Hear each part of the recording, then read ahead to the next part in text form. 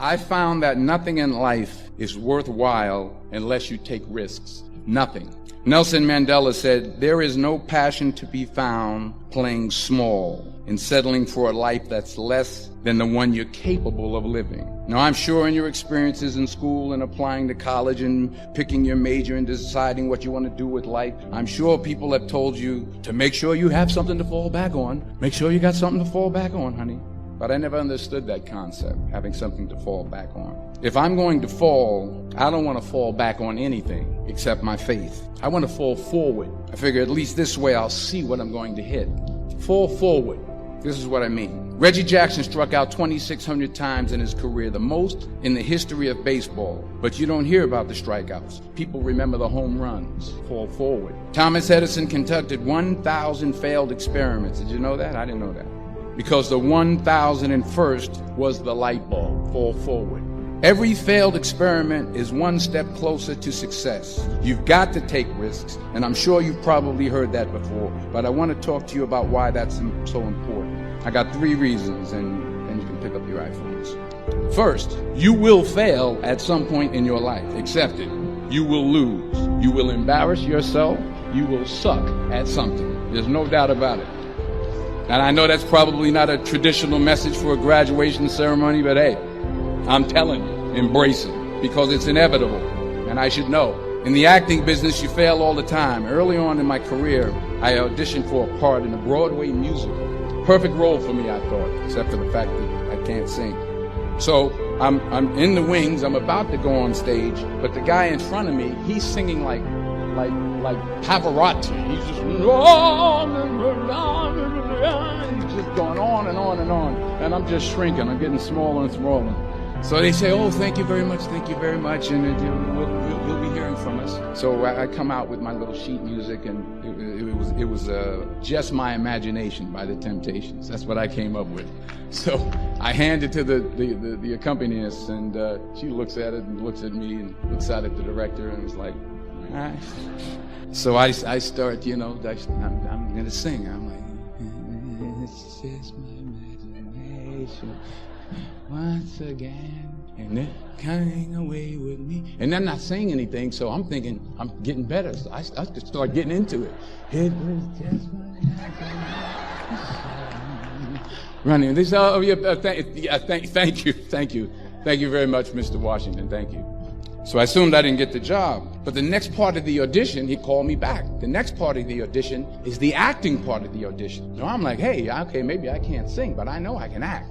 So they pair me with this guy, and again, I didn't know about musical theater. And musical theater is big, so they can reach everyone all the way in the back of the stadium. And I'm more from a realistic, naturalistic kind of acting where you actually talk to the person next to you. So I don't know what my line was. My line was, well, hand me the cup. And his line was, well, I will hand you the cup, my dear. The cup will be there to be handed to you. And I said, oh, okay. Well, should I give you the cup back? Oh, yes, you should give it back to me, because you know that is my cup and it should be given back to me. I didn't get the job. But here's the thing. I didn't quit. I didn't fall back. I walked out of there to prepare for the next audition, and the next audition, and the next audition. I prayed, and I prayed, but I continued to fail. And fail. But it didn't matter, because you know what? There's an old saying, you hang around the barbershop long enough, sooner or later you're going to get a haircut. So you will catch a break, and I did catch a break. Last year, I did a play called Fences on Broadway. So someone talked about it. Won the Tony Award. And I didn't have to sing, by the way. But here's the kicker. It was at the Court Theater. It was at the same theater that I failed that first audition 30 years prior. On the first day, God created the dog. God said, sit all day by the door of your house and bark at anybody that comes by. I'll give you a lifespan of 20 years. The dog said, that's too long to be barking. Give me 10 years, I'll give you back the other 10, and God agreed. On the second day, God created a monkey. God said, entertain people, do monkey tricks, make them laugh. I'll give you a 20-year lifespan. The monkey said, how boring. Monkey tricks for 20 years? I don't think so. The dog gave you back 10 years, so that's what I'll do too, okay? And God agreed. On the third day, God created the cow. God said, you must go out in the field with the farmer all day long, suffer under the sun, have calves, give milk to support the farmer. I'm going to give you a lifespan of 60 years. The cow said, that's kind of a tough life. You want me to live for 60 years? Let me have 20. I'll give you back the other 40. God agreed. On the fourth day, God created man. God said, eat, sleep, play, marry, enjoy your life. I'll give you 20 years. Man said, what? Only 20 years? I'll tell you what. I'll take the 10 years that the dog gave you back, and the 10 years that the monkey gave you back, and the 40 years that the cow gave you back. That makes 80 years. Okay, God said, you've got a deal. So that is why the first 20 years of our lives, we eat, sleep, play, enjoy ourselves. For the next 40 years, we slave in the sun to support our family. For the next 10 years, we do monkey tricks to entertain the grandchildren. And for the last 10 years, we sit on the front porch and we bark at everybody that goes by.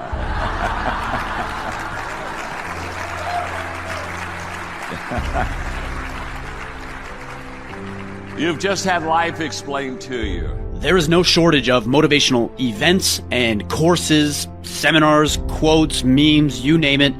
Don't get me wrong, motivation has its purpose, but discipline is a far greater asset on your path to accomplishing big things in your life. Where motivation falls short, discipline picks up the slack. Today, I am joined by a man that needs no introduction, Jocko Willink, to talk about connecting future ambitions with present actions, why every man must find his mission, how to overcome fear and procrastination, and his mantra, discipline equals freedom. If you want freedom, then you need to have discipline, and discipline equals freedom. And that is where it came from. I mean, it's obvious when anyone starts to implement discipline in their lives that their lives get better. Sure. And you see that on every level, from the way they handle their finances, to their physical conditioning, to their actual internal health, to the way they do their job, to the way they...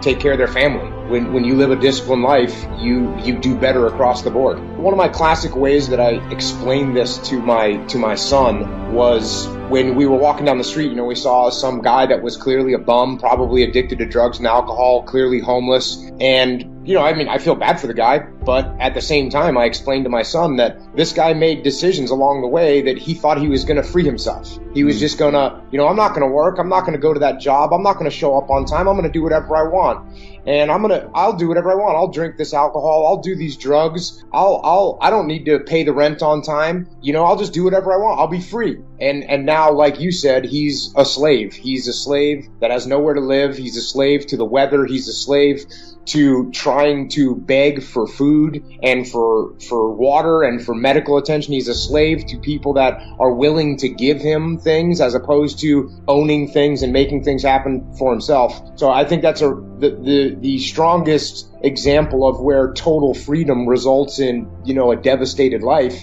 is if you look at many people that have lost their way and lost their path in life, and they end up, addicted to drugs and alcohol and living on the streets because they have had no discipline. Let's define the word freedom. When you say freedom, what are you experiencing in your life, and what do you mean that other people can experience in their lives when you're talking about freedom? Well, freedom is the broad term for me that encompasses being able to do what you want primarily. Number one is being able to do what you want. And And the more discipline you have in your life, the more you will be able to do what you want. And that's not true initially. Initially, the discipline, it might be things that you don't want to do at the time. Sure. But the more you do things that you don't want to do, the more you do the right things, the better off you will be, and the more freedom you will have. So